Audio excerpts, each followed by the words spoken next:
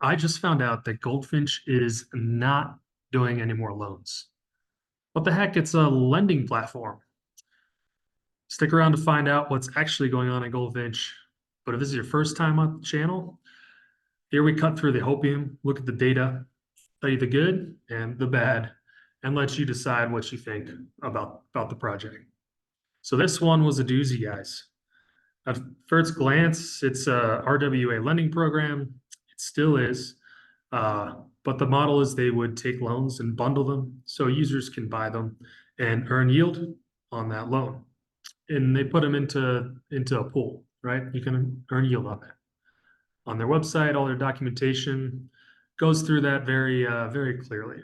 But total TVL, the amount of loans hasn't increased since like August 2022. So what's going on?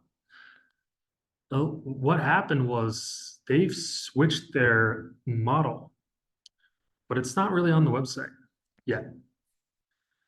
I think like they had three defaults. So originally they were doing real world asset loans that were tied to private debt, which is just debt created by private investors. They lend the money out to businesses or projects, whomever, and they pay those loans back, usually at a higher interest rate than what you get at a bank. But usually because those are little riskier loans. And they had three defaults. Two of them they got restructured. The last one they're pretty recent and they're working on restructuring it. Sounds like their team is very good at getting those loans, as much repaid as possible.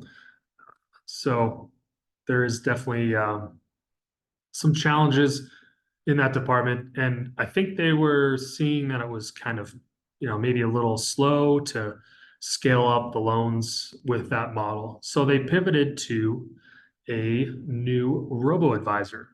So instead of doing, all these pools, what they're going to try to do is attract bigger funds into the Goldfinch platform, and they will operate on top of the robo advisor. And a robo advisor, just think about if you've ever used Betterment or Wealthfront, they take your stock allocation and they adjust it to meet your risk profile and try to get you the returns that you want, measured against risk. And this robo advisor would do the same thing with private debt.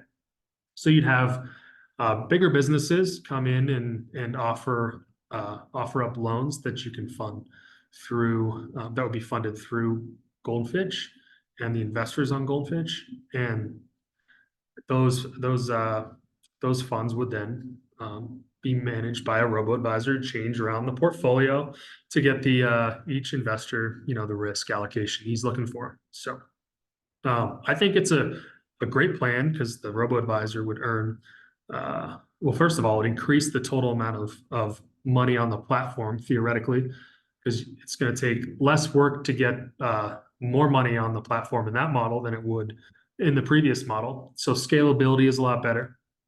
And with the robo advisor, they earn about 0.2% on AUM, or I mean, that's the standard model. You can earn a little bit more, but that's the standard model. And AUM is just assets under management. So if you do $1 billion loan in the platform, they would Goldfinch would earn 0.2% of that.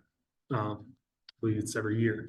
And then there's the initiation fee. There'll be an initiation fee to create the loan as well, and that's how Goldfinch would earn revenue. But the problem with this new pivot, even though it's a phenomenal idea, is we have no guidance on timeline.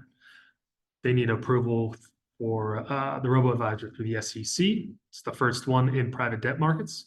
They need to, I believe it's launched, but they need to start bringing in loans through these other businesses. Goldfinch actually created a new business called Huron Finance to help them bring in loans into the Goldfinch platform on this new model. And on top of that, the macro environment is not phenomenal for private or for debt markets.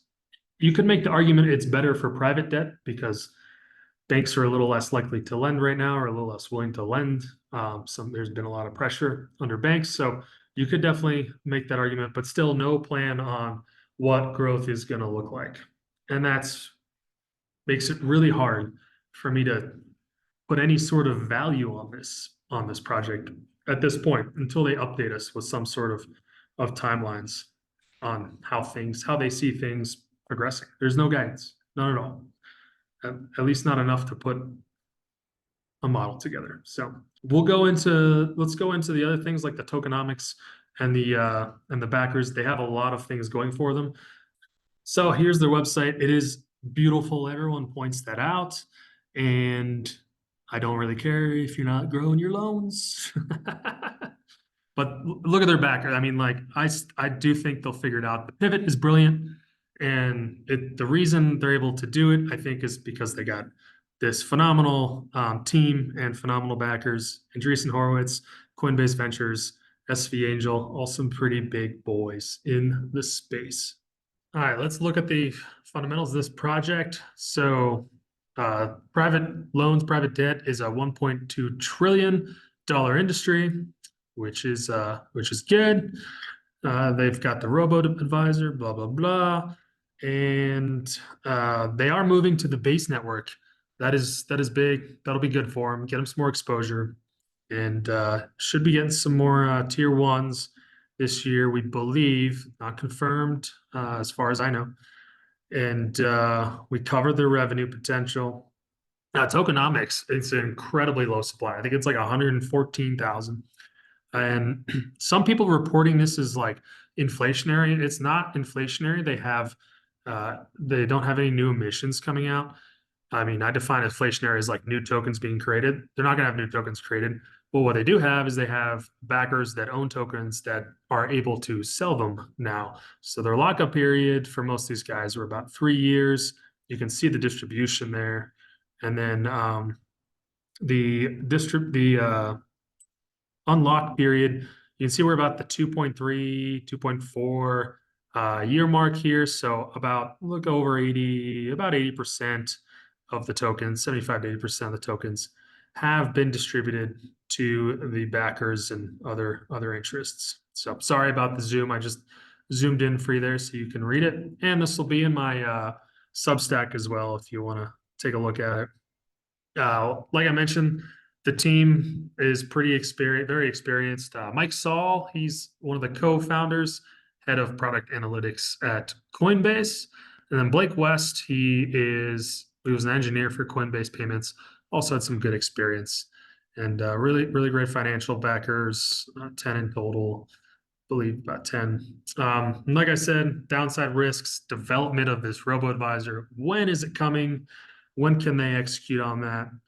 And then onboarding of loans and portfolios. So yeah, no real comps in this one. It's a new project, most like Centrifuge.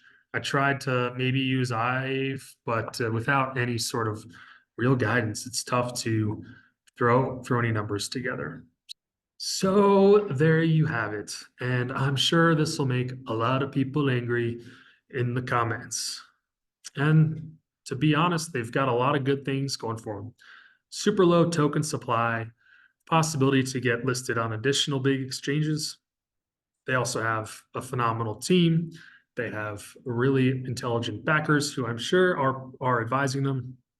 And I think they will execute on this robo advisor idea.